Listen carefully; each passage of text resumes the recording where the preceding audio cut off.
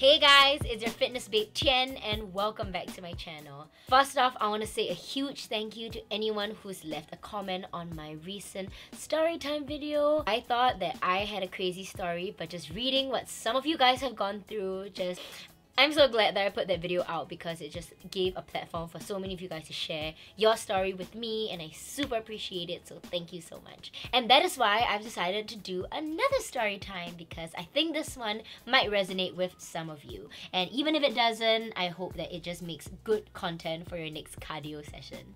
And if you want to hear a story about dropping out of university, being left young, dumb, and broke, what is this? Then keep watching this video, and with all my other videos, please remember to give it a thumbs up, click the subscribe button, and hit the little bell so you always get a notification every time I post a new video on my channel. So let's get into it. Dropping out of uni. Growing up, I'd say I was a pretty good student. I was very hardworking and studious in school. So for my IB, I took the International Baccalaureate, and I actually achieved 44 upon 45, which I'm very surprised about, but I'm really glad that I did. Almost a perfect score. I always had this wiring that I was gonna be a lawyer because both my parents were lawyers, and I just always thought that, you know, that was something that I was gonna pursue. Some of you guys probably don't know this, but my main dream and passion in life was to be an actor. And I applied to so many drama schools in London, but honestly, the price of paying for an overseas education was so freaking exorbitant. Really, applied for all these scholarships, even with scholarship money, it still will set you back like a couple of $100K just from your living expenses. So I decided to go to study locally. I got into YaleNUSCollege in the middle of 2014. YaleNUS is a liberal arts school that was created by Yale and NUS, so they combined and created this school. I was obviously really disappointed that I could not pursue my passions overseas, but I stayed on in YaleNUSCollege. The first semester of school involved me chain smoking in my room. I was drinking. I was not attending any of my classes. I was a terrible student, totally opposite from what I was in high school. I used to skip classes to go to the gym, which you should not ever do. But you know, I was still struggling from depression coming out of high school, and I was also on pretty serious medication because of my anxiety issues. I was upset that I couldn't pursue what I loved, and I just didn't feel connected with the school and also just myself. I was just not in a good place.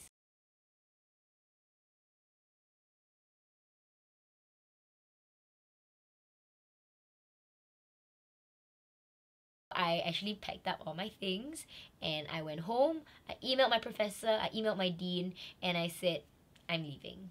Obviously, you can just imagine the look on a mother's face when her daughter comes home with a suitcase going, I just dropped out of university. My cover story was that I was gonna take a gap year, and I was going to, take one whole year, figure things out, and then re-enroll into a university at my own time. Obviously, this is every single Asian parents' nightmare because you want to take 1 year to go and find yourself. She was so mad. We got into this humongous fight, and I did what every rebellious teenager would do, which is to move out of my house. So I moved out and I moved in with my boyfriend. I didn't know if I was going to return back to university. I didn't think any school would accept me after I had dropped out. I felt like a total failure for not being able to, go abroad like all my friends who are doing these amazing things, and I felt dumb and I felt so stupid, and I almost started to regret my decisions. And firstly, I was broke because my mom had cut me off, rightfully so, because I had walked out,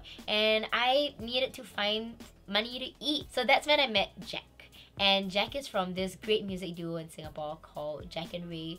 And Jack, at that point of time, he needed to have a singer in a band with him because Ray, who's his music partner, was going overseas. So he actually approached my boyfriend at that time and asked him hey, do you wanna gig with me, and do you happen to know any singers?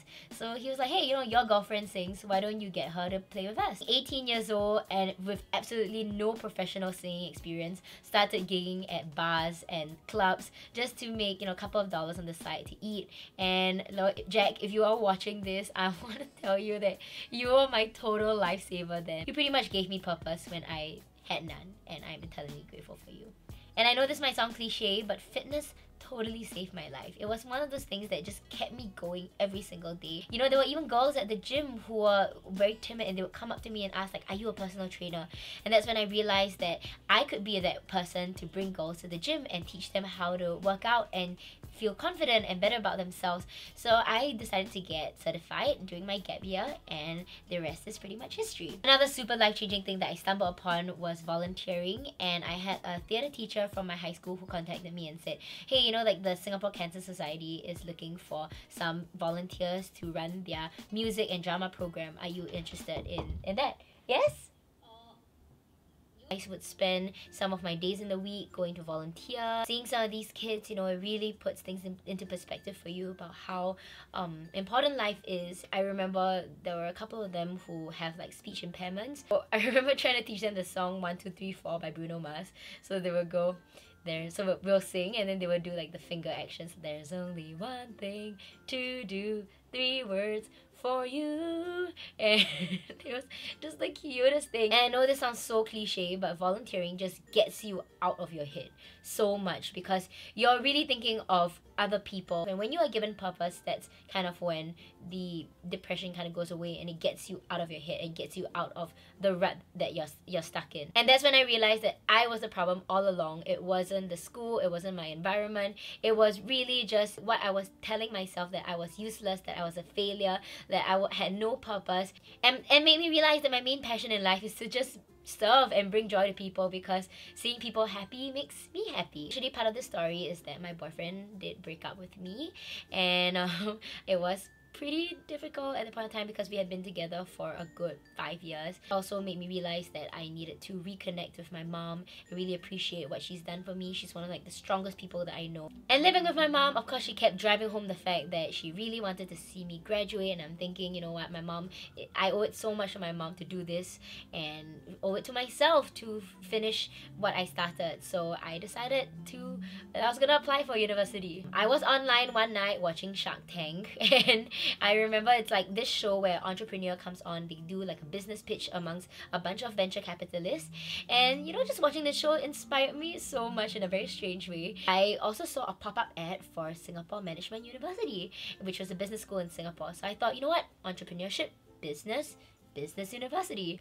And that was literally my university decision like process. I'm currently in my final year of university, and it's been a good 4.5 years. I did take a leave of absence a couple of semesters back for work, but I am completing my school, and I couldn't be more thrilled to finish. Like one of those very jaded older university students who just can't wait to graduate. And if you're in uni and you're going through something similar, do comment down below and let me know what your experience is like. I just thought that I end off this story with a couple of takeaways from my experience of dropping out and taking my gap year. My first tip is to don't be afraid to take your time. I'm not making excuses for you, but if you don't know what you want to do and you're kind of stuck in this limbo and you're stuck in your head, I find that it's much more valuable to just focus on yourself being stronger mentally and physically, whether it's taking up meditation or going to the gym, just feeling a lot stronger and confident.